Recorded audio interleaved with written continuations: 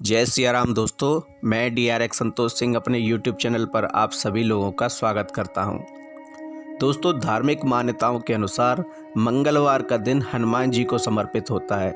इस दिन विधि विधान से हनुमान जी की पूजा अर्चना की जाती है। हनुमान जी को प्रसन्न करने के लिए उन्हें चोला चढ़ाया जाता है। हनुमान जी को चोला चढ़ाने से व्यक्ति की सभी मनोकामनाएं पूरी हो जाती हैं। दोस्तों, मंगलवार को विशेष महत्व होता है हनुमान जी को चोला चढ़ाने का। इस दिन को अगर आप मंगलवार को चोला चढ़ाते हैं तो आपके मांगलिक दोष में भी कमी आती है। मंगलवार और शनिवार ये 2 दिन होते हैं जिस दिन आपको हनुमान जी को चोला चढ़ाना चाहिए। दोस्तों, चोला चढ़ाने की सामग्री क्या होती है? कई लोगों के मन में यह एक सवाल होता है कि क्या सामग्री हमें पहले से ही इकट्ठी करके रखनी चाहिए जिससे किसी चीज़ की कमी ना हो। तो दोस्तों, सबसे पहले आपको सामग्री एकत्रित करनी चाहिए। वो सामग्री है सिंदूर, चोला चढ़ाने वाला सिंदूर, घी या चमेली का तेल। ये फ़र्क होता है कि आप किस दिन चोला चढ़ा रहे हैं। अगर आप मंगलवार के दिन चोला चढ़ा रहे हैं तब आपको शुद्ध गाय का घी चाहिए, और अगर आप शनिवार को चोला चढ़ा रहे हैं तो आपको चमेली के तेल का प्रयोग करना है, घी का प्रयोग नहीं करना है। इसके अतिरिक्त चांदी या सोने का वर्क होना चाहिए, वस्त्र होने चाहिए हनुमान जी को पहनाने के लिए, एक हाथ पोंछने के लिए, जनेऊ होना चाहिए और इत्र होना चाहिए। इन चीज़ों को लेकर आप जब भी आप चोला चढ़ाएं तो इन सभी चीज़ों को अपने पास रखकर बैठें। इसके अतिरिक्त दीपक भी होना चाहिए, एक पंचमुखी दीपक अवश्य होना चाहिए। फिर आती है बात चोला चढ़ाने की विधि की। तो चोला चढ़ाने की सही विधि क्या है वो आपको हम इस वीडियो में बताने जा रहे हैं। वीडियो को आगे जाने से पहले एक बार सच्चे मन से जय श्री राम अवश्य लिख दीजिए। भगवान श्री राम का नाम लेकर ही हनुमान जी का कोई भी कार्य शुरू करना चाहिए। चाहे आप भले ही चोला चढ़ा रहे हो, आपको जय श्री राम का उच्चारण अवश्य करना है, उसके बाद ही चोला चढ़ाना शुरू करना है। जहाँ राम का नाम होता है वहाँ हनुमान जी अवश्य होते हैं। तो दोस्तों, चोला चढ़ाने की सही विधि क्या है? तो सबसे पहले आप मंदिर में घी की ज्योति प्रज्वलित करें। घी की हनुमान जी की अगर आप पूजा कर रहे हैं, हनुमान जी को चोला चढ़ा रहे हैं तो पंचमुखी दीपक आपको अवश्य जलाना है। घी का दीपक सबसे पहले प्रज्वलित करें, क्योंकि दीपक ही देवता का साक्षात प्रमाण होता है।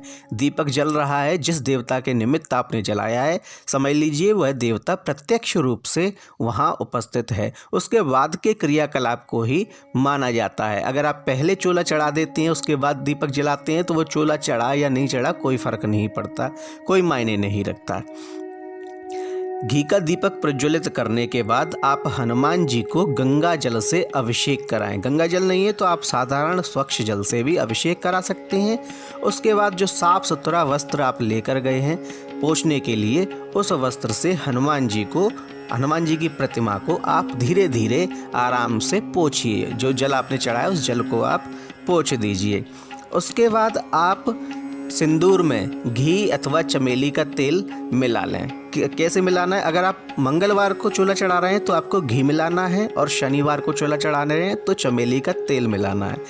हमारा कहने का तात्पर्य है घी और तेल दोनों में से एक ही चढ़ाना है, लेकिन दिन के हिसाब से चढ़ाना है। और क्योंकि आप किस दिन चढ़ाएंगे ये हमें जानकारी नहीं है, इसलिए हम घी या चमेली का तेल दोनों का वर्णन कर रहे हैं।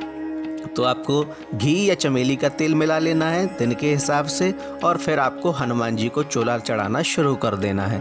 चोला कैसे चढ़ाना है? सबसे पहले आपको हनुमान जी के बाएं पैर पर सिंदूर से चोला चढ़ाना है और नीचे से ऊपर की ओर चढ़ाना है।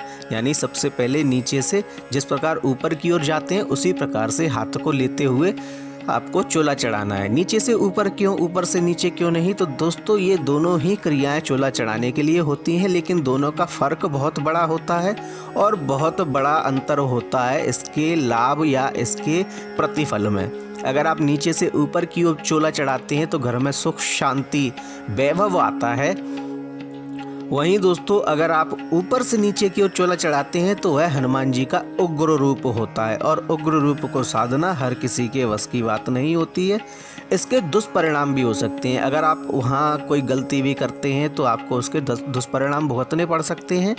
किसी विशेष प्रयोजन के लिए ऊपर से नीचे की ओर चोला चढ़ाया जाता है और तब तक चढ़ाया जाता है जब तक कि आपका वह कार्य ना हो जाए, और तब तक आपको बिल्कुल ब्रह्मचारी बनकर रहना होगा।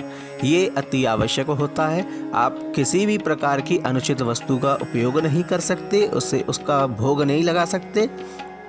परंतु अगर आप सौम्य रूप में हनुमान जी को चोला चढ़ाते हैं तो यह बहुत ही शुभ होता है, घर परिवार के लिए, आपकी सभी मनोकामनाओं की पूर्ति के लिए भी। तो दोस्तों, हमेशा चोला हनुमान जी के बाएं पैर से नीचे से ऊपर की ओर चढ़ाना है। सबसे पहले चोला आपको पैरों के टखनों तक, फिर घुटनों तक, फिर कमर और कंधों तक, उसके बाद ऊपर तक चोला आप चढ़ाएं, यानी नीचे से ऊपर की ओर आपको चोले को चढ़ाना है। उसके बाद चोला चढ़ाने के बाद आप हनुमान जी को इत्र अवश्य लगाएं। इत्र लगाना भी बहुत आवश्यक होता है अगर आप चोला चढ़ा रहे हैं तो। उसके बाद सबसे पहले हनुमान जी के चोला चढ़ाने के बाद उन्हें सोने या चांदी का जो भी वर्क आप लेकर आए हैं वह वर्क चढ़ा दें।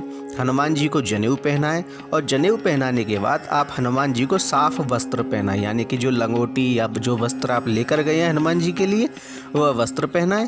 चोला चढ़ाने के बाद हनुमान जी को भोग लगाएं। भोग में आप गुड़ चने का भोग लगा सकते हैं या पुए का भोग लगा सकते हैं, या आप भोग में जो भी लेकर गए हैं वह भोग लगा सकते हैं। पान का बीड़ा उन्हें चढ़ा सकते हैं।